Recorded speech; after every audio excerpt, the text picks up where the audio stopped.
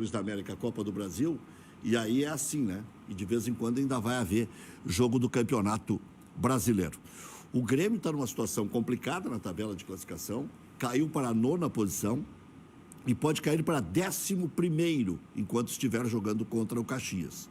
Porque o Atlético Paranaense joga contra o São Paulo e o Fortaleza joga contra o Corinthians. Se houver vencedor entre Fortaleza e Corinthians, passa do Grêmio. E o Atlético Paranaense empatando já ultrapassa o Grêmio também. Então é uma situação que, claro, é muito cedo para se fazer qualquer tipo de conjectura, mas aí vem o final de semana, o Grêmio não está jogando de novo o Campeonato Brasileiro, porque vai decidir o título de campeão gaúcho contra o Caxias, muito provavelmente vai conquistar o tricampeonato. E aí pode cair aí para 13º, 14º na tabela de classificação. O que isso significa? Quase nada. O Renato diz que não vai mudar o estilo de jogo, que o Grêmio vai ser ofensivo e que está jogando bem e que poderia estar numa outra situação no campeonato. O Inter é líder. Internacional é líder da competição, joga contra o Botafogo no próximo sábado, no Rio de Janeiro, jogo que dá para ganhar, mas se empatar, o Internacional ainda vai ficar numa situação muito confortável, porque daí obriga o Vasco da Gama a ganhar o seu jogo, mas o Vasco tem uma partida a menos. Falei dos desfalques do Caxias. O Grêmio, Orejuela, Kahneman, que hoje está fazendo 4 anos de Grêmio, e Diego Souza, são desfalques para o meio de semana. E o Maicon se recupera bem. Eu acho que o Maicon vai acabar jogando. De repente até foi poupado justamente para poder jogar contra o Caxias. O Grêmio terá os acréscimos de Robinho, Everton. Em princípio, o Robinho não deve ser utilizado. O Everton pode ser. E o Luiz Fernando, que foi contratado ao Botafogo, sair no bid, também pode ser acréscimo aí no elenco tricolor. Já caíram os técnicos do Goiás, né? Está assumindo o Thiago Largue, né? Lá da ex-Atlético Mineiro, estava há muito tempo desempregado. Caiu o técnico do Coritiba, assumiu o Jorginho, que também estava há bastante tempo desempregado. O do Bragantino está a perigo, que é o Felipe Conceição, né? O do Sport, Daniel Paulista, caiu. E o Jair Ventura deve ser o técnico, que estava desempregado também desde 2018, quando fez aquela boa campanha e quase eliminou o Grêmio. 17 quase eliminou o Grêmio na Taça Libertadores da América, mas não trabalhava desde 2018. E um pouquinho antes o Santos tinha trocado de técnico, né? Sim. Quando demite o Gesualdo. Exatamente, o Gesualdo já tinha sido demitido do Santos. Estava aposentado, contrataram o cidadão, né? E veio cheio de exigências e tal, o Santos pagou 5 milhões para se livrar do Portuga aí, o Gesualdo, que também trocou, caiu o Gesualdo e entrou o Cuca, que já deu uma melhorada no time do Santos. O Santos perdeu pro Palmeiras, mas foi apertado no score, e teve um pênalti ali meio gozado, aquele pênalti na barreira, assim, um troço meio estranho, né, doutor Sigma? O senhor vai bem? Vou bem, muito bem. Me safando do coronavírus. Claro. Hoje o grande desafio é esse, né? É isso aí. Agora virou uma coisa lotérica, né? Não adianta ter o melhor plano de saúde, não adianta ter saúde de ferro. Se for escolhido... E sabe que é um bicho muito difícil de entender, né? Eu tenho um amigo meu que está com coronavírus, ele não sabia, porque não teve sintoma, estava convivendo com a mulher, dormindo junto, não sei o quê, 1 semana, 10 dias, e a mulher não tem nada. E aí? Como é que vai decifrar isso? Ela já tinha imunidade. E também não sabia. Descobriu agora que pôde conviver esse tempo todo com alguém com Covid. Bom, perdemos amigos aí, né? O Marcão do Grêmio, né? Um cara jovem ainda, 68 anos, né? Uma saúde de ferro. O Cleomar, que era um amigo também. O Cleomar estava doente, né? Mas o Cleomar, pelo que eu soube, né, eu mudava com ele, era perito na Justiça do Trabalho, mas conhecia bem ele. Cara querido? Bem, querido. Me dava com ele também. Gostava de beijar a gente. Isso. E o Cleomar parece que ele entrou com corona no hospital, né, se curou do corona, mas aí teve um desdobramento de uma doença. Ele ficou, parece que quando foi entubado, uma coisa assim, ele ficou um tempo sem respirar e aí houve um comprometimento cerebral grande, é o que eu sei. O Edgar Schmidt também acabou, na última hora, tendo Covid também. né? Já vinha tem debilitado, muitos casos dele. tinha depressão, o Edgar tinha problema nos rins, mas o Covid foi derradeiro aí nessa situação dele. Na época se dizia o tiro de misericórdia. Tiro de misericórdia. E foi uma tristeza, porque um dos caras que eu mais convivi nos últimos tempos não, em 35 anos, né, que eu estou na profissão, foi Edgar Schmidt. Eu vi que tu tinha um carinho grande por ele, porque tu sempre deixava bem claro isso. Sim. E se falar agora já começa a chorar. E depois, quando ele estava doente também. Era um grande sujeito, eu gostava dele também. O Edgar era um cara muito sujeito correto. educado, fino. Né? O Edgar, a gente sempre brincava que ele fazia mal só para ele, né? Isso é verdade. Porque ele, às vezes, não se cuidava, para ele estava tudo bem, né? Vai no médico, não, vou amanhã, vou depois da manhã. Para de comer essas coisas, não, vou comer. Domingo, eu estava de carro andando pela Ipiranga, perto do meio-dia, daqui a pouco recebo um telefonema, não identifiquei o número, né? Doutor Sigma, que saudades do senhor. Léo Jorge, diretamente de Tramandaí. Ele anda ligando para todo mundo, ele quer dar notícia, né? Quer saber se o senhor vai concorrer. Isso aí. Isso aí.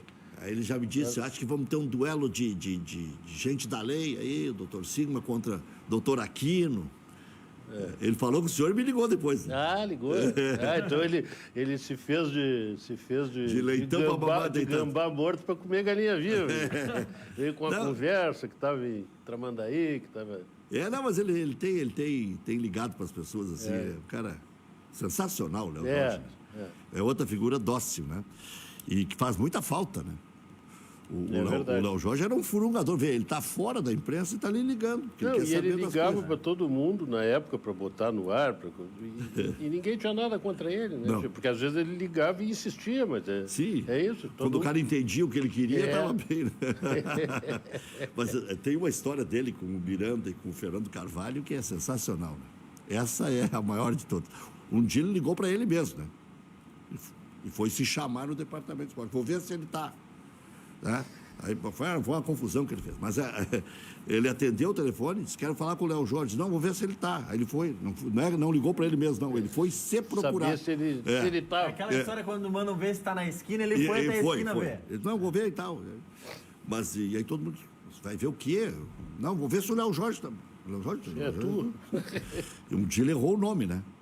Foi assinar o boletim do Beira-Rio. Do Beira-Rio, com informações do Internacional, falou Gel Lorge. Ele trocou as letras. Mas sabe que o Léo Jorge um dia ligou para o Fernando Carvalho. Carvalho, vamos entrar no ar aí. Tá, mas falar sobre o quê? Vamos dar um pau nesse Miranda. Daí, não, mas aqui é o Miranda. Então vamos dar um pau nesse Carvalho. Simples assim. É o Miranda? Então tá, então vamos dar um pau no Carvalho. Ele fazia. E foi dar, não foi? Não entrou em entrevista no ar? Entrou, claro, entrou. Ele me ligava e dizia: doutor, não dá para deixar assim, olha o que o cara está falando, isso não vai entrar para debater. Ele provocava. Fofoqueiro de carteirinha. Doutor, o Inter se desenha bem, se desenha mal, o senhor está preocupado, finalmente chegou a hora dos jovens, é tardio o processo, é mal feito, é bem feito, como é que o senhor está vendo o Inter do momento?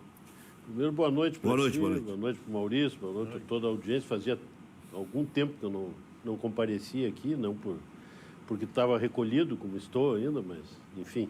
Né? E também mandar um abraço, porque hoje eu tenho uma audiência especial aí do fã-clube juvenil, né? O meu neto João, um amigo nosso, que é o Matias Faiete, e o João Jorge Faiete, que tu conhecesse, que eu fui num programa de rádio, que é o craque do futuro, né, do futebol. Né? Então, um abraço para eles, que é boa para essa gurizada também acompanhar a imprensa. Mas, olha, eu já tive mais preocupado com o Internacional. É bem verdade que é uma preocupação bem pontual, porque é muito difícil para os clubes que estão, e eu escutava tu falando da retrospectiva dos clubes aí no Campeonato Brasileiro, essa parada, né, ela é muito... Doutor, antes que eu me esqueça só, o Ronaldinho e o Assis, eu já falei aqui na passagem, no Conexão, foram liberados. E a justiça de lá ficou com $200 mil para investir no Covid-19.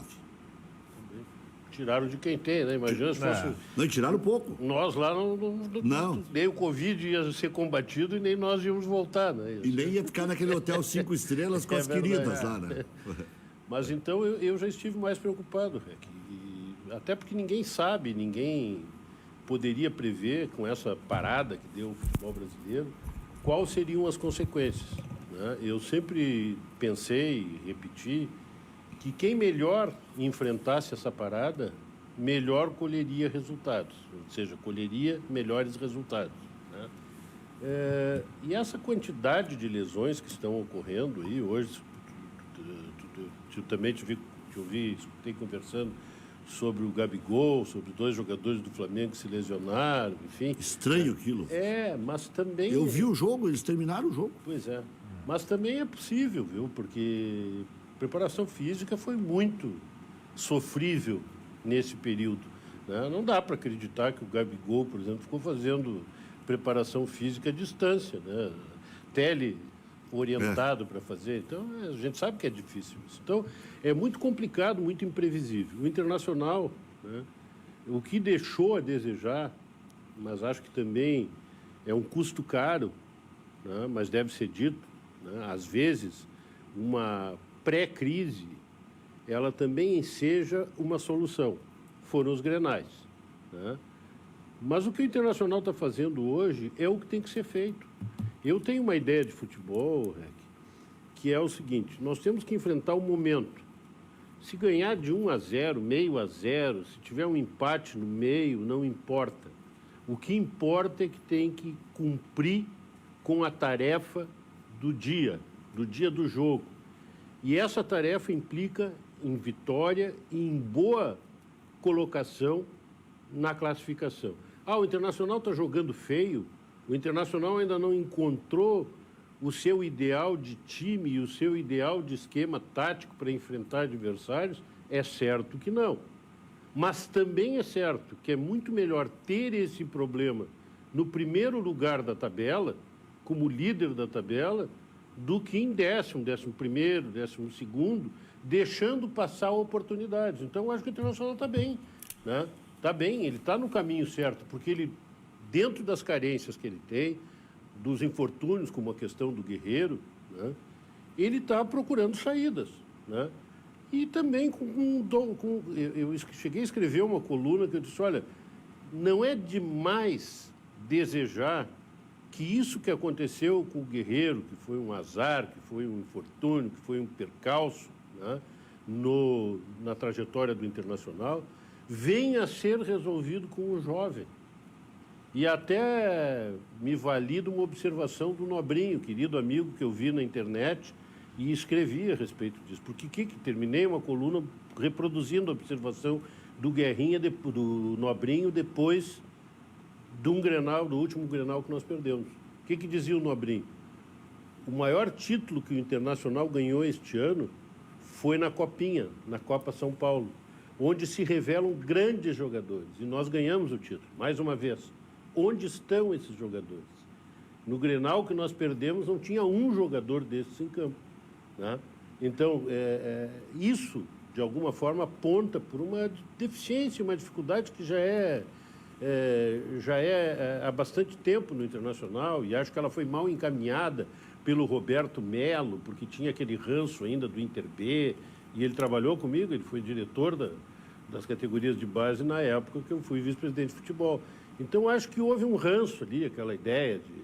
Eu acho que a categoria de base ela tem que fornecer, né, material para formar o time, para não sair contratando. Eu, por exemplo, então eu só festejo, né? Eu acho muito alvissareira essa condição que o Internacional está, até porque isso é fundamental para fechar e dar condições anímicas para o grupo. A responsabilidade de estar na liderança e manter essa condição é completamente diferente de estar na rabeira e buscar resultados para subir. Essa é uma responsabilidade boa, entende? Então, eu acho que essa é construtiva, essa fecha o grupo, essa faz grupo, essa procura soluções caseiras, acho muito bom. E acho muito bom também, né, usando a franqueza que me caracteriza, que essa história do Pato tenha ficado um pouco de pato a banho-maria, né? Eu gosto muito do Pato, tenho muito carinho por ele, porque foi um jogador, né, do Internacional. Mas qual é a história do Pato no Internacional, salvo de ter sido o maior negócio que o Internacional já fez? Fora isso, ao contrário de outros jogadores que por lá passaram, né? Que isso também surgiram como meninos, como jovens. A coincidência com o Pato é a presença em grandes eventos. Né? Sim. Que foi aquela partida boa contra o Palmeiras, né, no Campeonato Brasileiro, mas ali também o Inter ficasse em sexto, sétimo, acabou ficando em segundo. Depois, a ida para o Mundial, ele faz um gol contra o Al-Ahly num momento crucial. E dá as 3 ombradas, aquela contra o Barcelona. E parecia que ia ser o novo Ronaldinho. Só que, depois, em 2007, ele não foi bem, né? Depois ele sumiu. E aí, acabou indo embora logo pro Milan e tal. Ele nem Grenal disputou, Não, né? não jogou o Grenal.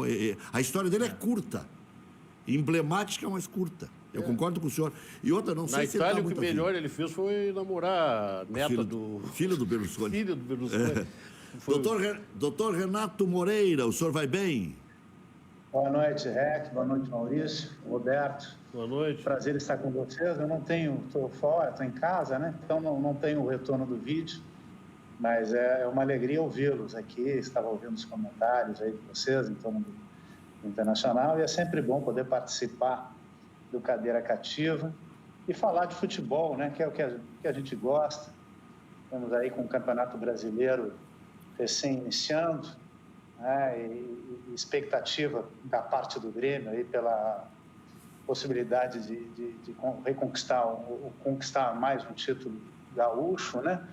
Onde temos aí um favoritismo que precisa ser evidentemente confirmado dentro de campo, mas acho que de um modo geral o torcedor tá vendo aí com bons olhos a participação do Grêmio no Campeonato Gaúcho, evidentemente, né? Superamos o nosso arquirrival e superamos bem o nosso arquirrival. E no Campeonato Brasileiro, estamos aí encarando uma sequência de empates, né? Um deles, acho que também me somei àqueles que criticaram o treinador por levar uma equipe totalmente reserva contra o Ceará, né? Acho que o Grêmio... Não critico a formação do domingo, né? De ontem, embora o Grêmio não tenha feito uma boa partida, porque aí isso sim faz parte, mesclar um pouco daquele time que está jogando com outros atletas, né? Que também fazem parte do grupo e que obviamente tem que haver um revezamento. Mas a ideia de, já no segundo jogo do Campeonato Brasileiro, meio que sinalizar que está abandonando, que não está se interessando pelo campeonato, não gostei, né? Acho que pouca gente gostou daquilo. Vi para não falar apenas de ontem, que eu não gostei do jogo do Grêmio ontem, acho que faltou agressividade, né? Mais uma vez tivemos poucas conclusões e agredimos pouco o Vasco da Gama, que apesar de estar bem na tabela, eu não acho que seja um grande time, não. E não vai, na minha avaliação, ficar muito tempo ali aonde está. Mas acho que é uma evolução, né? O Grêmio precisa se recuperar da perda do Everton, não é? E acho que nisso aí, para falar um pouco de Grêmio, né? Já que estamos aqui, acho que o PP, depois de uma atuação fraca, não é, contra o Corinthians, já contra o Flamengo, foi muito bem, para mim, melhor em campo. Então, ontem foi razoável, né? Acho que é normal que alterne aí altos e baixos, até ele se firmar. É um grande jogador, acho que estamos bem. Falta-nos, né, a meu juízo, falta-nos ataque, falta um atacante, um número 9. Diego Souza é um jogador interessante, não critico a contratação dele, embora não goste muito de jogadores em fim de carreira. Acho que o Diego Souza, pelo histórico que ele teve no Grêmio, né, e pelo que ele vinha demonstrando até em outras equipes e tal, poderia estar muito bem para compor um grupo, mas não para ser, na minha avaliação, né, o número 1 da camisa 9, né, o titular da camisa 9. E outras contratações, assim, Thiago Neves também não gostei, né? Não gostei primeiro, porque já é um jogador que no ano passado, além de ter sido muito ruim tecnicamente, a postura dele diante do clube Cruzeiro foi muito ruim por tudo aquilo que se sabe, né? Eu não gosto do jogador, né? Acho que o Grêmio perde dinheiro trazendo esse tipo de atleta, né? Poderia, com o valor de salário, de repente investir aí em outros jogadores né? Não tão conhecidos, mas mais jovens, né? Garimpar um pouco mais, como faz também, né? Eu acho que o Grêmio tem dado demonstrações aí de que faz boas contratações, principalmente quando busca jogadores que estão naquela fase, né, saindo da categoria de base e já subindo. Acho que naquele 19, 18 anos, 17 anos, eu acho que aí é que o Grêmio deveria centrar mais seus esforços financeiros, né? E esses jogadores, assim, jamais em fim de carreira, não sei se somam muito. Tomara que esteja errado, né? Mas também não gostei muito da vinda do Robinho, um jogador que também está nessa circunstância. E a troca do Everton pelo nosso centroavante, o Luciano, também acho que, né, não soma. Não sei se o Grêmio tem expectativa aí de trazer, quem sabe, mais um número 9, efetivamente um número 9, que o faça, né? Porque também o Everton, esse que veio do São Paulo, ele não tem a característica, ele tem feito muito poucos gols nas últimas temporadas, pelo que eu vi, andei vendo aí pela televisão, jornais, nos últimos 39 ou 40 jogos fez 3 gols, né? A expectativa não é a melhor. Tomara que ele no Grêmio encontre forças, né, para retomar o seu futebol, encontrar um bom caminho. Mas acho que tá faltando plantel aí para a gente poder sonhar um pouco mais com o Campeonato Brasileiro. Temos condições certamente vamos estar numa posição melhor, não tenho dúvida quanto a isso. Vamos brigar para o G4. Eu também, pelo que eu vi até agora, eu tenho uma absoluta convicção de que vai acontecer isso com o Grêmio, mas faz muito tempo, desde 96, que nós não conquistamos o Campeonato Brasileiro e é um título que está nos faltando. Eu acho que a direção do Grêmio poderia colocar um foco especial nesse campeonato, né? E tentar qualificar aí o nosso plantel para a gente poder ter mais chances, mais possibilidades ainda de conquistar o nosso título. Agora, doutor Renato... E assim eu começo a participação. Não, mas tá bem. Olha aqui, ó, a Laor Veríssimo está mandando um abraço para vocês e senhor especial, né? Até diz, grande convidado, eu tô na assistência. É velho, o Alaor é velho. Tô na assistência. Assistência é coisa de velho, né? Tô na audiência, tô vendo o programa. Tô ligado. Assistência, Tô conectado. Tô conectado. Tô ligado, né, Roberto? Assistência é o passe que o Bruno Soares vai te dar daqui a pouco da bola Nedel. Então, uma assistência para te deixar na cara do gol. É Nedel. Pode jogar aqui. Isso aí. É isso aí. Tá, valeu, tá aqui, vou colocar. Como é que é o nome disso aqui? Tudo menos porta-bola. Como é que é o nome disso aqui? Tem gente que chama de chinesinho. Chinesinho. Tu vê. Pra mim isso aqui é porta-bola, chinesinho. É aquele negócio dos treinos que botam no chão, né? Pois é, que no treino a função dele não é segurar a bola, né? É isso aí. Mas tá aqui a bola Nedel, essa hoje é de voleibol, né? É isso aqui. Isso aqui. Toda segunda e toda quinta nós damos bola para o nosso telespectador aqui. Mas o Grêmio contratou também o Luiz Fernando, atacante, né, do Botafogo. E eu gosto desse jogador. Agora, o senhor usou uma palavra interessante, que é não acrescenta. Porque se é aquela história que eu inventei, né, e a frase pegou porque todo mundo usa, né? Médiozinho por médiozinho, fica com o gurizinho, que é o gurizinho que vai dar, dinheiro. Pode dar canja. A frase era muito ruim antes, viu, doutor? Era agressiva, era ruinzinho por ruinzinho, fica com o gurizinho. Daí não adianta nada, né? Já mata o cara. de ruim, não vai ganhar o Nobel de Literatura pela poesia. Então ruinzinho deu uma melhorada, porque ruinzinho não pode estar em Grêmio e Inter, né? Então claro médiozinho por médiozinho, fica com o gurizinho. Já tem um monte de gurizinhos aí, tem Elias, tem Rildo, o Diego Rosa, infelizmente, foi embora e tal. Tem o Guilherme da esquerda ali, o Guilherme Guedes na lateral esquerda. Tem o Lucas Araújo na cabeça da área. Tem o Darlan na segunda função da meia cancha. Tem o Mateuzinho, tem o Jean-Pierre, tem o Fabrício, centroavante.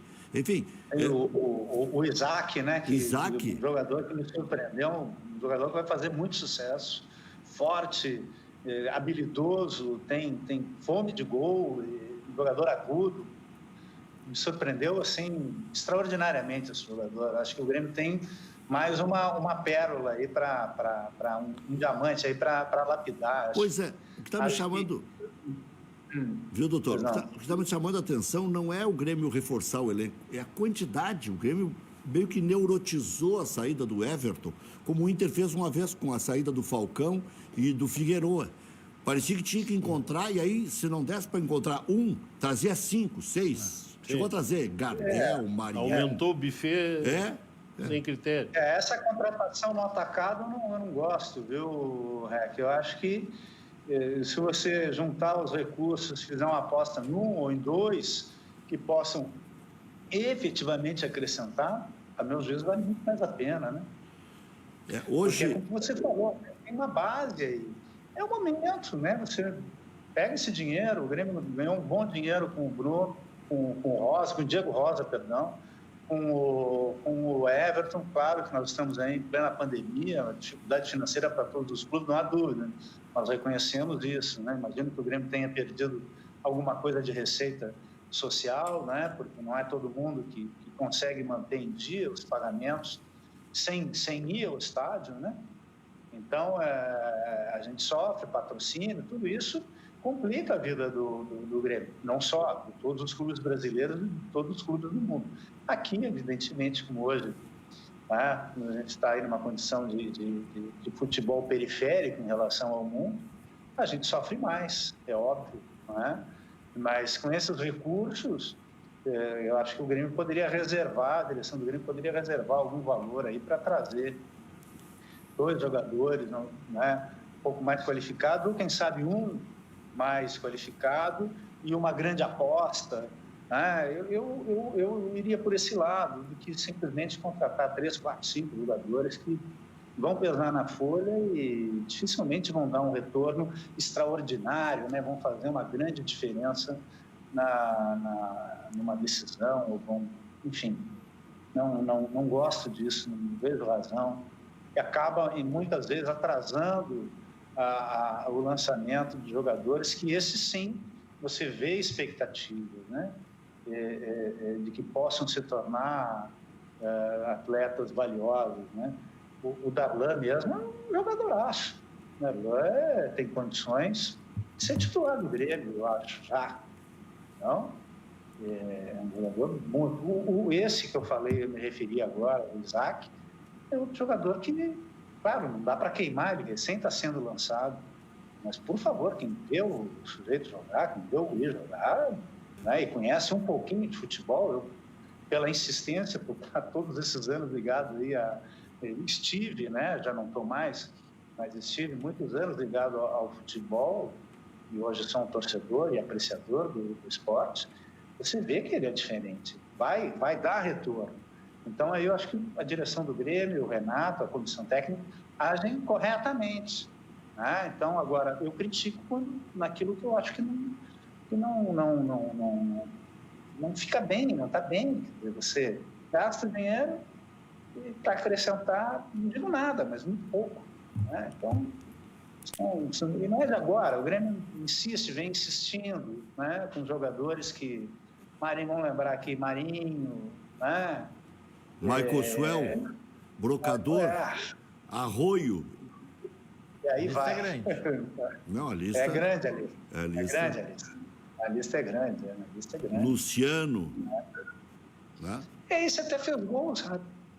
O Luciano não trouxe, né, não é nenhum grande jogador, mas eu até me surpreendi, eu achei que ele fosse ficar, porque de vez em quando ele ia lá fazer um gol, alguns até decisivos, né? Enfim, né? Me surpreendeu a troca dele pelo Everton, né? Até porque o Everton fez muito nos últimos 40 jogos, aí a estatística dele é péssima, péssima. Né? Tomara que eu não torço para o jogador em si, eu torço para o time, né? Então, se ele veste a camisa do Grêmio, ótimo, tomara que ele se supere e tenha uma grande temporada aqui conosco. Mas a expectativa eu não posso ter muita, né? Porque ele não vem demonstrando. E não há nada que indique que aqui ele vai fazer alguma coisa diferente. Né? Thiago Neves, para que ia trazer um jogador desses? Né? Com devido respeito a um profissional, mas ele acho que também não se fez respeitar o ano passado. Né? O comportamento dele foi muito ruim. E além de fazer aquela provocação que fez com a torcida do Grêmio, né? Um troço de mau gosto, mas aquilo se supera, porque é do momento, estava vestindo a camisa de outro clube e tal. E não sou muito radical nisso, né? Mas está lá, está recebendo salário, né? Será que com esse valor, né? Mas aquele outro você não conseguiria investir num talento tipo, por exemplo, o Isaac, né?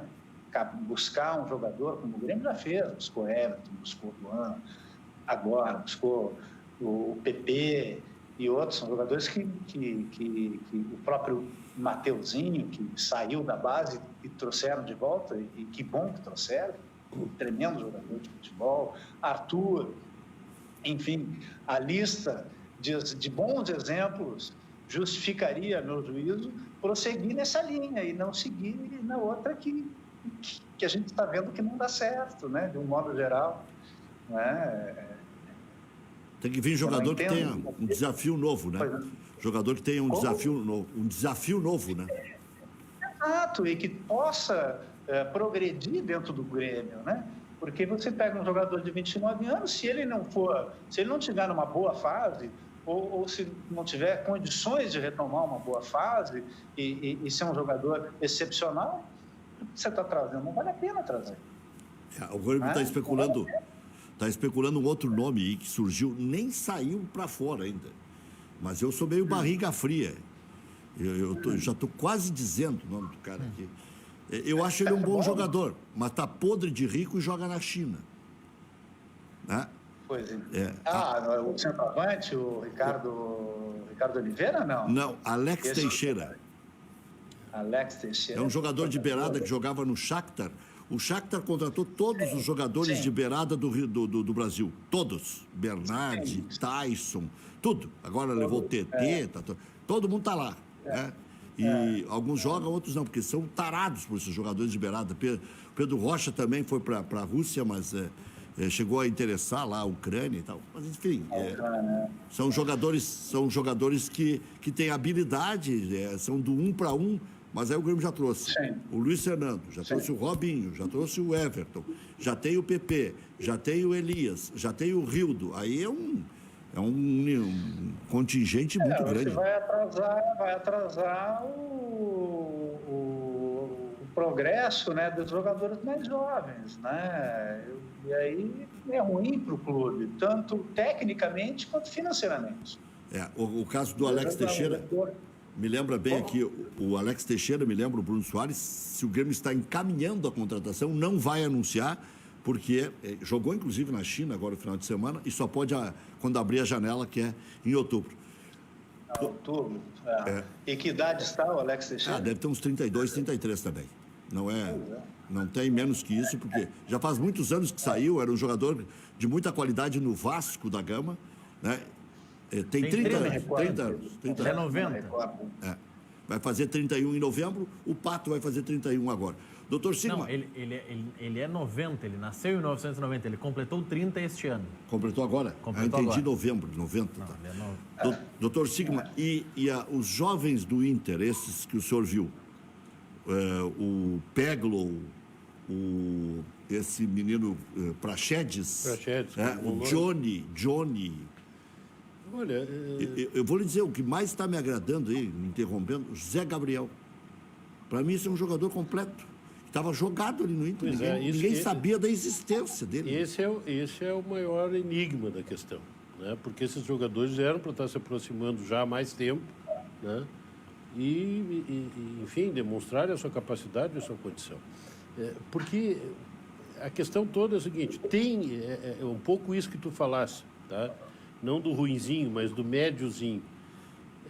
Eu acho muita frescura, no bom português, essa coisa de assim, não é o momento ainda, entende? O momento estão sempre em lapidação, né? Está sempre em lapidação. Né? Esses guris estão acostumados a jogar futebol desde os 7, 8 anos de idade, enfrentando competições. Disputando, né, Roberto? Claro. Passando dificuldade para pagar o ônibus, para ir para a escolinha, para ir não sei o quê. Então, assim, concordo com o que disse o Renato, né, que é uma grande figura, né, conheço já há bastante tempo, meu amigo. Né, Prazer estar com você aqui mais uma vez, Roberto. Prazer te ouvir. Ele é muito bondoso também. Mas essa é uma característica. Mas eu concordo, são duas grandes figuras. Mas tem que botar na fogueira, porque eu concordo com o que disse o Renato.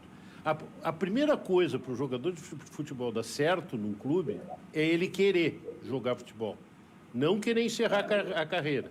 Né? Principalmente aqui em Porto Alegre, que não é um bom lugar para encerrar a carreira.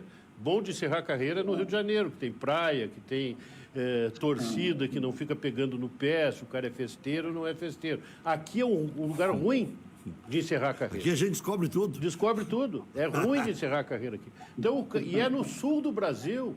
O cara que vem para cá encerrar a carreira, com raríssimas exceções, ele já vem de costas. Ele já vem vendo a hora de botar um dinheiro no bolso e voltar. Então, eu acho muito complicado. Então, ele tem que querer, e tem que querer principalmente o que é o segredo para qualquer profissão. Ascender na profissão, crescer na profissão. E isso nós só conseguiremos com os jovens. Agora, o desencanto muitas vezes ocorre, que foi aquela experiência do Inter B, quando se contratava jogadores já maduros para jogarem, né, numa função que deveria ser de uma categoria de base, da Sub-23, é colocar um bloqueio na ascensão desses guris, entende? Aí eles ficam meio perdidos, ficam completamente perdidos, para não dizer, né, outra coisa. Então, isso eu acho que é o segredo. Então, joga mais ou menos, tá bem, mas vai jogar bem. Vai jogar bem, se der oportunidade, ele vai jogar bem. E, às vezes, quando o cara entra, né, no sufoco, né, ele entra bem e desempenha a função. É assim. É assim. Roberto, me permite interromper sobre isso que estás falando. Quantas vezes eu vi no Grêmio você trazer um jogador desse já em fim de carreira e dar uma oportunidade, dar duas, dar três, dar quatro, dar cinco, dar seis. O caso do André Felipe agora. Quantas oportunidades? Ele nunca jogou. E aí, outro jogo, você pega aí um jogador que vem da base, um pouco inibido, deixa ele jogar, às vezes, uma vez, duas, três, e depois dá uma geladeira. Mas não faz sentido isso. Mas, Renato... Não faz sentido isso. Renato, uma outra coisa. Um jogador desse que se traz para cá, né, em final de carreira, já maduro, né, que vem para um dos clubes daqui, ele já vem, como eu disse, muitas vezes de costa, ele vem recebendo. Claro. Vou dar um exemplo, Zé Roberto, que veio para o Internacional. Então, ele vem recebendo muito dinheiro, vem recebendo uma grana que faz falta, e sai daqui sem dar nada para o clube, entende? Porque ele sai daqui inegociável, não deu certo. Ao passo que um menino desse, mesmo que ele fique na média, essa que tu falaste, ele dá dinheiro para o clube, porque os outros enxergam com uma esperança de crescimento. Exatamente. Esse para mim, é o caminho a ser seguido, mas na condição que nós estamos hoje aqui no país. Quer dizer, se você olhar de um modo geral aí, os grandes clubes, né, você vai ver uma série de jogadores que não teriam a menor condição de jogar no futebol europeu, por exemplo. Sequer da segunda divisão, às vezes. Né? Então, o futebol brasileiro caiu muito e acho que está faltando essa ousadia de dispor mais dos jogadores jovens. O treinador, ele gosta daquele cascudo, ele quer o experiente. E eu acho que, em alguma medida, está certo, tem que ter uma base com experiência. Né? Mas você não pode empilhar jogador, né, onde você tem aqueles teus jogadores que foram formados nas suas categorias, né, e impedir o crescimento dessa gurizada. entende? Que você traga um ou outro, ok, eu acho que faz parte, né? Agora, você vai lá no atacado e contrata 5 e vai ver que o mais jovem tem 30. Pô, mas não dá, aí não dá, entendeu? Então, contrata 2, que tenha 30 anos, mas contrata 2 e tu sabe, não, esse tem 30 anos, vai fazer uma diferença, ok, tudo bem, né? Agora, contratar 5, 6, nota 6, nota 6,5, 7, não serve para nada. Investe no que tu tem em casa. Né? É até meio óbvio o que a gente está dizendo, mas é que muitas vezes no dia a dia de vestiário, isso acaba não repercutindo. Se você falar com qualquer dirigente de clube, ele vai dizer a mesma coisa que nós estamos falando aqui, mas só que às vezes a praxis é outra. Renato, entende? Porque aí vem não o pedido é tão... do treinador. Oi. Desculpe, mas não é tão óbvio assim, porque não faz muito tempo, inclusive eu saí do subterrâneo para falar isso e entrei quase que numa campanha contra, o Internacional cogitou de contratar o Adriano Imperador. Vocês não lembram disso? Porque assim, ó, tu conhece... Tu, como eu, tivesse a experiência de passar por vestiário. Esses jogadores ainda têm um segundo problema, que é um problema correlato, mas que também é um problema importante. Quando eles ficam escanteados, porque não estão jogando, eles ficam incomodando no vestiário. Eu me lembro do Edu, aquele que jogou no Internacional. Todo mundo tinha pena dele, porque ele era bonzinho. Aquele veio da Espanha? Porque ele era bonzinho, porque não escalavam, porque não sei o quê. Eu mandei embora, foi a primeira coisa que eu fiz. Eles mandam embora, porque o cara está atrapalhando o vestiário. Os caras têm pena dele. Entende? Então, assim, esse não é um sentimento para o vestiário. Então, esses sujeitos, quando vêm para cá, esses jogadores com essa característica de final de carreira, ou que não se adaptaram, ou que não vêm com gana de fazer carreira aqui, eles atrapalham dentro do vestiário. E às vezes tem ainda o jovem não. Ele normalmente se contamina, e eu assisti isso lá, de bons exemplos, como o Tinga, né? Como Guinazu, são vários bons exemplos que acabam contaminando esses jovens. Claro. O jovem tem a expectativa, você falou muito bem, você tem que ter jogadores que queiram, como qualquer profissional. Você vai contratar um profissional que queira para a sua empresa, ou um profissional liberal, alguém que tenha algo para dar, que queira crescer, que queira progredir naquilo que ele está fazendo. E não o sujeito que está ali, se der certo, ok, se não der, também tanto faz, né? Eu ouvi que para Porto Alegre está fazendo 4 graus a hora que eu tenho, 8 horas da manhã, tem que acordar para treino e quebrar geada com gramado. Pô, isso aqui não é para mim, entende? É complicado jogar aqui. É complicado. E a gurizada não, a gurizada, o Sigma falou muito bem. Ele se espelha naqueles que deram certo, e ele também quer ser um novo Everton, né? Ele quer, enfim, ele quer progredir, ele quer ser um Neymar, enfim, ele tem os ídolos dele, os parâmetros, padrões, ele quer jogar. Hoje, lamentavelmente, nós somos aqui, como disse, periferia. Qual é o sonho de todo jogador brasileiro hoje? De jogar Champions, né? De jogar Champions. Nós ainda somos uma geração que víamos os grandes jogadores brasileiros jogando no Brasil. Tivemos esse privilégio. Tivemos esse privilégio. Hoje não é assim. Né? Hoje isso acabou. Hoje então, a gente vai conhecer jogador brasileiro bom na época da formação da seleção brasileira, que o grande público nem sabia que o cara era brasileiro. Exatamente. Imagina, em 1982, né, na Copa de 82, o Falcão era o único que jogava fora. Aquela seleção do Tele, de 82, que encantou o mundo, depois perdemos, né, a tragédia do Sarriá, mas o Falcão era o único que jogava fora. Renato, e não era bem visto isso, eu me lembro. Não era bem visto, porque se achava que a seleção nacional ela tinha que ser formada por jogadores que jogassem no Brasil. Não tem uma história que, antes do Pelé ser convocado, o jogador que ia ser chamado seria o Evaristo Macedo, só não foi porque estava indo para a Espanha? Tinha essa história. Porque não podia jogar no exterior. Não pegava bem. E ele preferiu ganhar dinheiro e abandonou. Ele contou essa história, né? Que era para ser ele e não o Pelé na época. Quer ver, hoje o cara muda de nacionalidade para jogar na seleção de um outro país, né? Tu vê como mudou a coisa. Exatamente. Como aconteceu com o Diego Costa, preferiu jogar... Não, o Diego Costa, o outro que era do Grêmio, Mário Fernandes, que jogou pela Rússia. O Jorginho, meio-campista, que se naturalizou italiano. Sem contar os africanos, né? Os países africanos que trocam a... Sim. Agora, e outra, tem histórias assim, e até já são mais antigas. Por exemplo, em 94, o Parreira tirou da cartola um nome chamado Paulo Sérgio. E aí não tinha essa coisa dessa televisão que passa jogo o dia inteiro, né? A gente, mas por que Paulo Sérgio, Parreira? Porque é o melhor jogador brasileiro que atua na Alemanha. Eu também não conheço muito, mas quando ele saiu daqui era muito jovem e tal. Estou chamando para completar a lista. E hoje a realidade é essa. Foi o 23º jogador. Teve um outro que saiu daqui, Oliveira. E depois, na Bélgica, virou Oliveira. Mas por que exatamente. Porque Oliveira, se ele é brasileiro, é Oliveira, né? E o outro... mas aí é a pronúncia, né? O francês, no caso da Bélgica, fala... que quase não narraram ele aqui, né? Então não chegaram a chamar de Oliveira. Começou sendo narrado de Oliveira. Se chamar chamasse ele de Oliveira, ele nem olhava para trás.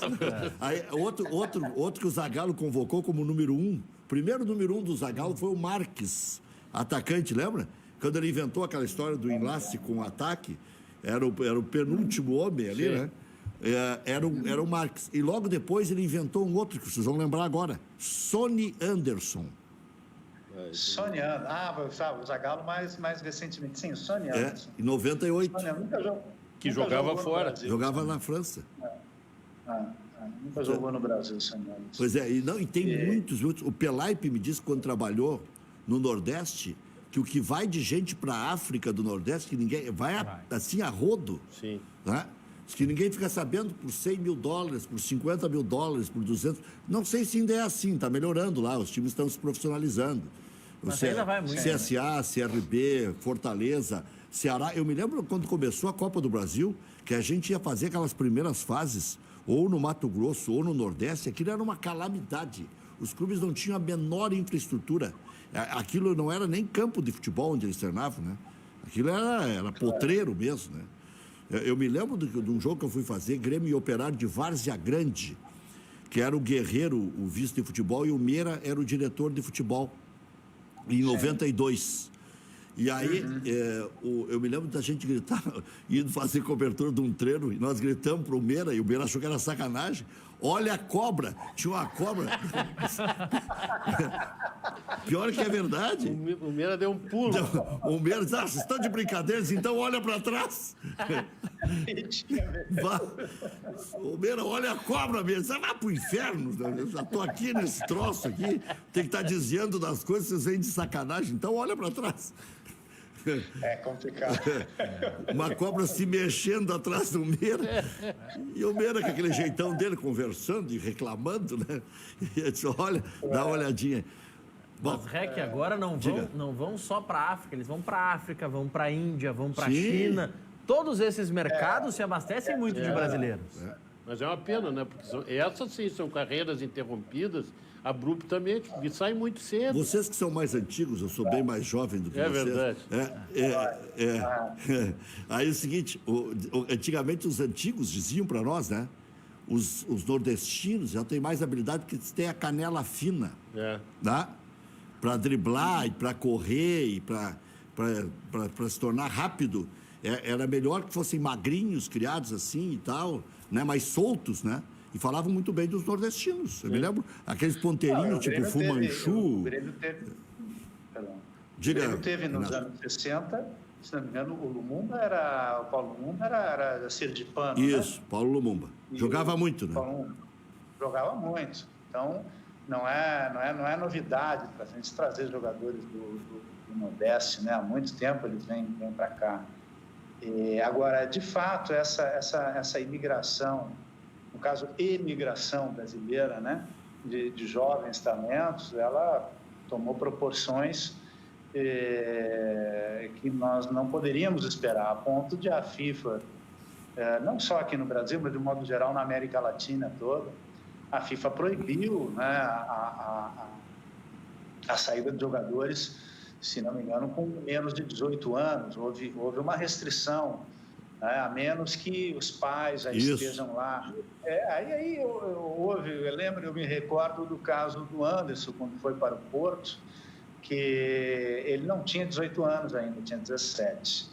Então, levaram a mãe dele, arrumaram um emprego, fizeram um mise-en-scène para conseguir contornar a legislação da FIFA. Mas houve uma interferência nisso aí. Agora, também, você vê, por exemplo, esse lateral, que é muito bom, lateral do Bayern, ele tem cidadania canadense, mas, na verdade, ele é liberiano, ele é refugiado, né? E há muita gente em campos de refugiados. Hoje, alguns clubes, e é até uma boa ação que fazem, né? Estão garimpando jogadores em campos de refugiados, porque nós temos situações de guerras endêmicas, né? De fome endêmica ainda no mundo, infelizmente, né? E essas pessoas vivem em condições muito ruins, às vezes em locais que a gente sequer imagina, né? E nesses acampamentos, alguns países resistem a receber essa gente, e outros, como o Canadá, que são mais abertos, têm recebido, né, numa grande quantidade. E esse menino, que é liberiano, acabou se naturalizando canadense e começou a jogar futebol, e daí foi para o Bayern, e é um espetáculo. Agora me escapa o segundo nome dele. Doutor Renato, muito obrigado pela sua presença aqui. Como diria Amir Domingues, deixar um espaço para as suas considerações finais, né? Que aquilo era de uma delicadeza, de uma educação, né? O Amir Domingues era um lorde, né? O problema de dizer isso era para o Brizola, daí o Brizola falava mais 35 minutos. Era outro programa. Suas considerações finais, governador, e aí pronto. Teve uma grande entrevista do Brizola para o Jô Soares, que ele chamava de Jó. Jó. O Jô Soares não falou pela primeira vez no programa dele. Quando ele ia tentar falar, o Brizola já estava já tinha mudado. Jó, concluindo, Jó. O Jó. Jó, é sensacional. Bom, primeiro dizer da minha alegria em participar do programa, mais uma vez, né? E estar com o REC, estar com o Maurício, com o Roberto Sigma, e poder falar de futebol, me dirigir aos meus companheiros de arquibancada do Grêmio, né? E dizer que, enfim, eu acho que nós temos aí que manter a boa expectativa de que possamos conseguir uma boa colocação no Campeonato Brasileiro, mas dizer que eu falo com gremistas, mandar um recado aqui para a direção, de que está na hora da gente investir no Campeonato Brasileiro.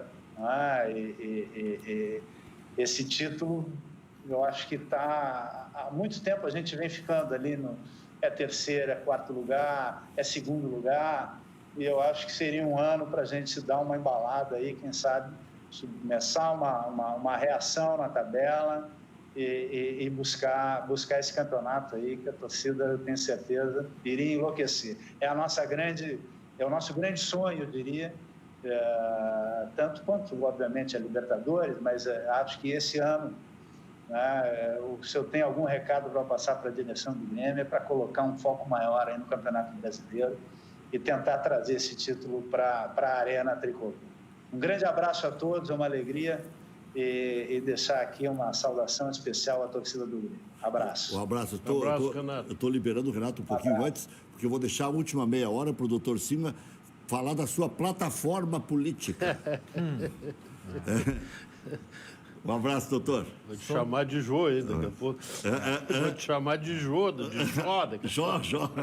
Sobre o lateral que o doutor Renato Moreira citou, o Davis, ele nasceu em Gana, os pais dele eram da Libéria e ele foi morar aos 5 anos no Canadá. Por isso ele tem o passaporte canadense, mas também tem as outras nacionalidades. O Maurício... Eu queria ver tu com essa desenvoltura, tudo sem esse trocinho na mão aí. Isso aqui é fácil, né, doutor? Aí ia ser um colosso.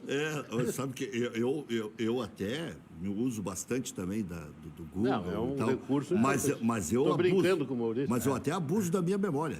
Eu, às vezes, prefiro chutar do que olhar. Outro dia eu fui dar o time do Grêmio campeão de 94 da Copa do Brasil, né? E eu tinha uma dúvida na meia, se era o Emerson mesmo. Daí fiquei pensando, o Emerson foi o primeiro, já jogou em 93, tal, era ele. Né? Aí fui com a minha cabeça. Darley, Ayup, Paulão, Aguinaldo e Ayrton, campeão da Copa do Brasil, né? De 94. Jamir, Pingo e Emerson, Fabinho, Nildo e Carlos Miguel. Ah, tu tem uma memória boa, tu canta até música, secretária, aquela... Isso, toda a letra. Não, e na verdade, na lateral esquerda já era o Roger. O Ailton é anterior. Né? Jogou, naquela época jogou até o Eduardo, aquele lateral esquerdo que veio do Fluminense e tal. Mas isso também é um fenômeno da atualidade, né?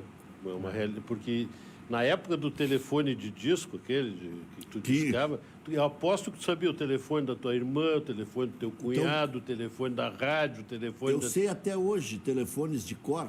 Mas hoje é mais difícil. Mas na época tinham 4 números, depois acrescentou mais 5, depois 6. Aí cada que acrescenta complicava jogar. Mas eu me lembro ainda, por exemplo, o presidente Odoni, eu sei até hoje o telefone dele. Eu nem me dava direito com o presidente, quando ele completou 70 anos, eu liguei para ele. Eu sei de cabeça o número do Otacílio Gonçalves, do falecido Gilberto Medeiros. Eu ligava, como é que eu fazia o plantão esportivo na Rádio Guaíba? Ligava direto, vamos ver se está acordado aqui o doutor, 11 da noite. Aquilo era um charme. Só que de vez em quando enroscava aquilo tudo e voltava o dedo. Aí tinha que ligar de novo, opa, derrubamos aqui, vamos lá. Vai. Aí eu, quando me conheci por gente, o telefone na minha casa era 21062. Depois virou 221062. Isso, e aí depois botou um 3 na frente, 3. Depois um outro 3. Aí ficou 33, aí 22, 10, 22. Fazer o intervalo e já voltamos com o Dr. Roberto Sigma, candidato ou não à presidência do Internacional? Já voltamos. Muito bem. Agora vou te pegar quantos tentos, hein? Quantos tentos? A bola. Pá, aqui teria que contar, né? Porque essa conta é de vôlei. Conta essa história para a nossa audiência, porque eles não sabem o que é bola de tantos tentos. É verdade. A bola de tento era um peso danado, né? Que era o couro. Que era o... E costurava a mão, né? Isso mesmo. E aquilo ali era... Era uma bexiga de borracha. A gente não se desesperava quando arrebentava a bola, porque pegava aquelas agulhas dessa grossura assim e tocava ali no barbantão. Costurava por fora mesmo. E vamos jogar. O negócio era marrom. Isso. O negócio era correr atrás de la pelota. Bom, Chuchuzinho, vamos ver se tu tá esperto. Pá! Olha aí! Chuchuzinho, dominou com a coxa a bola de vôlei, Chuchuzinho. Não, mas Era para dar uma manchete. Ele quis fazer o mais difícil. Manchete, daí daqui a pouco tem que rebater aqui. Doutor Sigma, o que ainda lhe seduz a pensar em ser candidato? Pensei que era o que me seduzia na vida.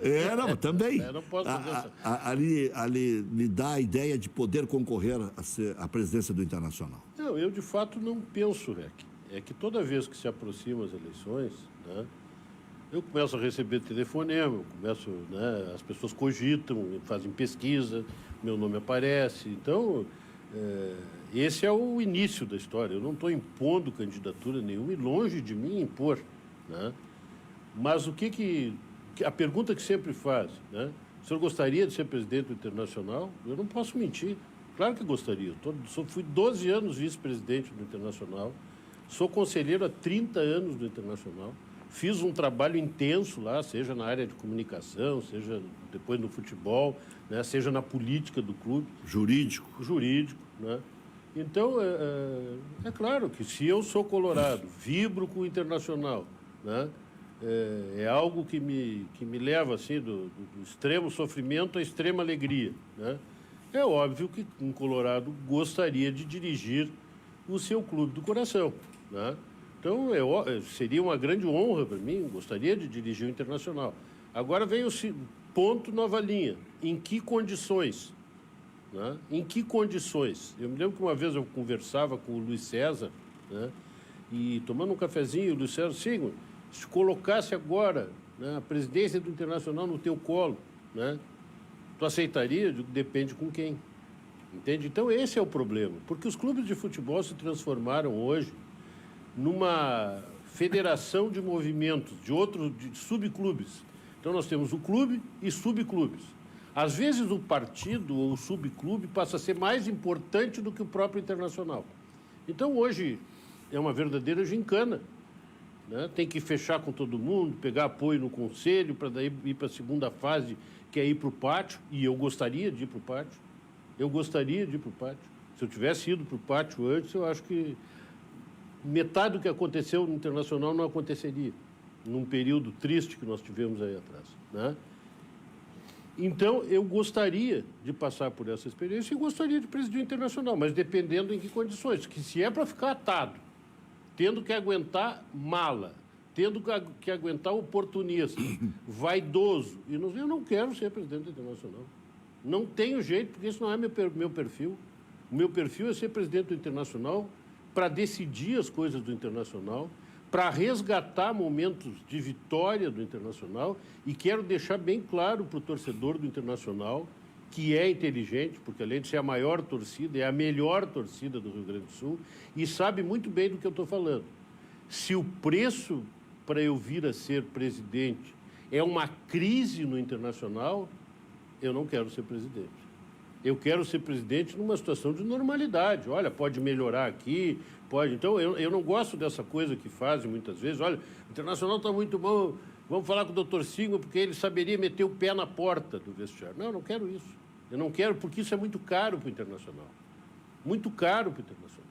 Entende? Uma crise, uma situação de dificuldade, um time desmontado, né? O orgulho colorado afetado, isso é muito ruim. Não gostaria de suceder ninguém. Então, eu quero que o Internacional seja campeão brasileiro. E gostaria de ser presidente do Internacional na sequência disso para ser bicampeão. Então, essa é a verdade a respeito dessa questão. É bem verdade, Rec, né? E aqui eu acho que, já que nós estamos falando de eleição, esse é o momento de falar sobre isso, que muita gente, contrariado com a minha postura no futebol, na direção do Internacional e com a minha postura a respeito de determinadas coisas que ocorriam, né, e que ocorrem no futebol, acharam mais fácil, ao invés de debater esses aspectos, me carimbar. O Sigma é polêmico, o Sigma é estourado, o Sigma é um cara que, né, de poucos tratos, né, assim, difícil de lidar. Não sou difícil de lidar, né? Eu sempre fazia, tu conhece isso, eu sempre fiz uma brincadeira, né? Eu sou muito parecido com o meu bulldog, né? Eu tenho a cara feia, a voz rouca, né? A voz incisiva, o jeito de falar é incisivo, mas eu tenho um bom coração. Eu gosto do Internacional e gosto das pessoas que se dedicam ao Internacional. Tenho muito respeito ao Marcelo Medeiros, que, antes de tudo, é um dirigente honesto. Mas não acertou. Mas nem todo mundo acerta e nem ninguém vai acertar sempre, né? Tem o Alexandre Chaves Barcelos, tem vários dirigentes, o Gelson Pires, vários dirigentes que estão em outro grupo e que é gente que dedicou muito ao Internacional. Uma vez eu falei isso a respeito do Obino, né? Do doutor Obino, que é meu vizinho de escritório, né? E disse, estava uma brincadeira lá com o Obino e com o Dourado, né? Daquela coisa do Grêmio que estava numa dificuldade. Eu digo, olha, são gremistas, né? E eu não vou entrar nessa brincadeira porque eu tenho um profundo respeito pelos dois, e sei a dificuldade que eles estão passando. Eles não devem estar dormindo, devem estar com o coração a 120, 130 batimentos por minuto, entende? É muito difícil, E eu tenho muito respeito por eles, são homens honestos, homens que entregaram a vida para o Grêmio durante muito tempo, então tem que ter toda a consideração. Agora, o que eu não perdoo é desonestidade e a safadeza no futebol, né? Utilizar e instrumentalizar a paixão alheia para tirar proveito próprio, né? E essa coisa de ser presidente do Internacional, o torcedor também precisa saber, né? E olhar isso com lupa, porque por que alguém... Esses dias me perguntaram, mas quanto é que tu vai ganhar sendo presidente do Internacional se tu vier a ser? Eu digo, não vou ganhar nada, eu vou perder. Eu sou aposentado como juiz, sou um magistrado aposentado, tenho um escritório de advocacia, teria que dedicar 12, 18 horas por dia, fora as viagens para acompanhar o Internacional, eu ia perder. Porque ninguém procura um advogado ou um médico que vai mandar um outro no seu lugar. Ele quer o Dr. Rec, que é o Dr. Maurício, é assim. Então, eu ia perder. E esse é o normal. Perder dinheiro, perder a ascensão profissional. Então, por que querer ser presidente do Internacional. Só existe uma palavra que define isso: paixão. Paixão. Isso é mais ou menos como ver aquele cara bonito, elegante, não sei o quê, daqui a pouco, né, do lado de uma feiosa, de uma mulher que não é muito vistosa, não sei o quê, mas putz, como é que o cara pode viver com uma mulher nessa paixão? É claro. Paixão não tem racionalidade. É. E até legislando em causa própria, doutor, quem ama o feio, bonito lhe parece. Bonito lhe parece. É isso aí. E nós damos graças a Deus. Graças a Deus a isso. É. Já voltamos. Olha aqui, ó, por falar em presidência do Internacional, tenho a honra de me dirigir a Vossa Senhoria para comunicar que a Comissão Eleitoral designou o dia 25 de novembro para a primeira etapa do pleito do Esporte Clube Internacional, em atenção ao disposto no artigo 31 do Estatuto, parágrafo 9º, né? Assim, a referida data serve como baliza ao registro das chapas para as eleições majoritárias do clube nos termos do artigo 69 do Regimento Interno. Que é a eleição no Conselho, essa primeira fase. Limitado ao exposto, reiteramos saudações coloradas. É a primeira, é a eleição da renovação do Conselho e não é a primeiro turno? É o primeiro turno no Conselho. A renovação é no segundo turno. É o filtro no Conselho, a peneira do Isso. Conselho para ver quantos vão ao pátio. Ainda é 2, né? Ainda são 2. Sabe que eu não sei se pode. Acho que agora já pode ser 3. É. Até vamos ver isso aí. Manda um recado pro doutor Aquino, só, por favor. Que até foi ele que me enviou aqui via Norton, né?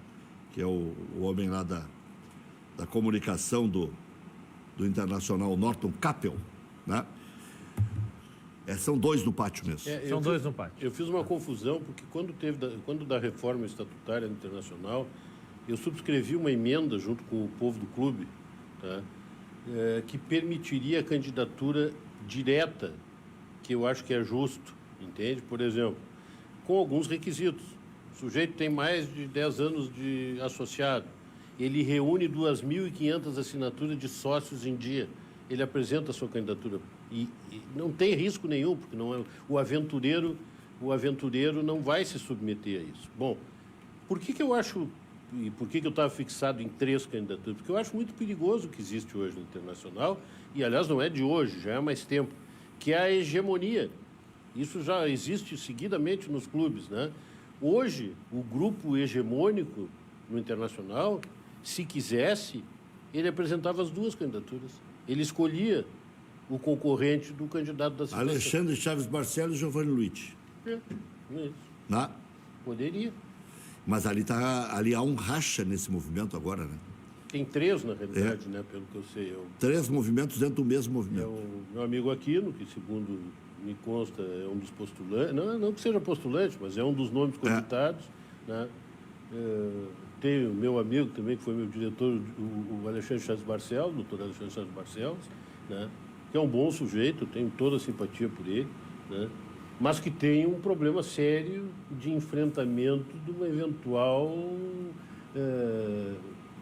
impossibilidade normativa de se reconduzir, né, a direção formal do Internacional, né?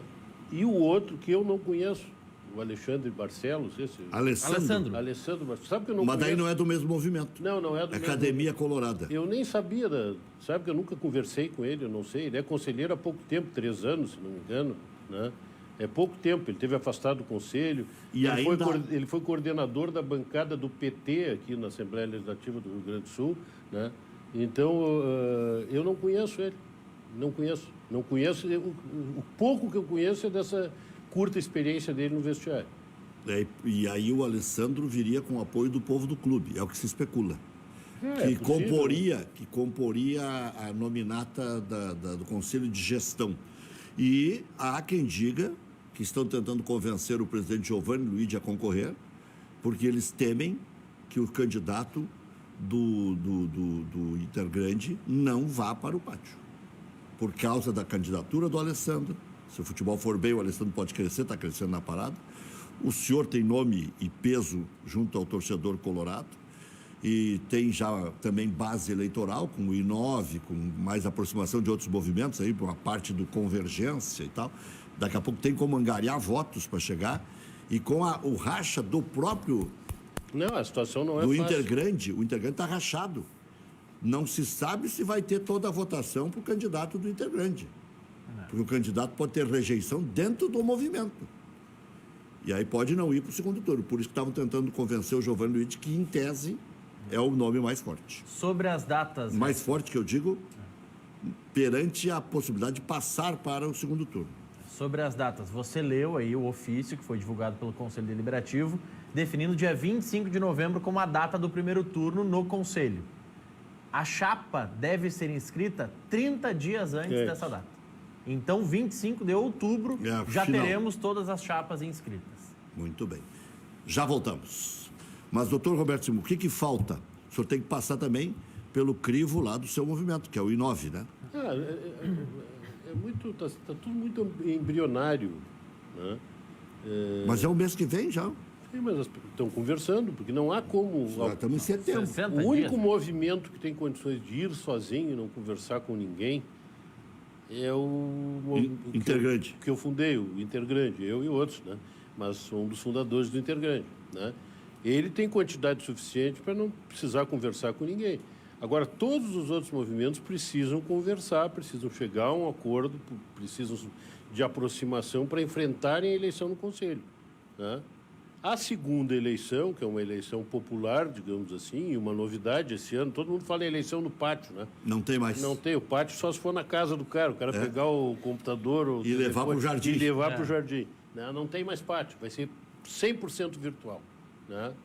Então, quem decide é o torcedor do Internacional, né? E espero que o torcedor do Internacional, esses dias também eu discutia isso e falava nisso, pense no futuro do clube, né? Menos, né? É claro que o futebol é paixão, mas eu não esqueço daquela na eleição que o Vitório foi eleito, muita gente que foi eleito com o voto do torcedor, né? E havia vários alertas a respeito da situação. E o pátio gritando, né? O campeão voltou, o campeão voltou, o campeão voltou. E deu no que deu, né? Então, assim, é preciso uma reflexão.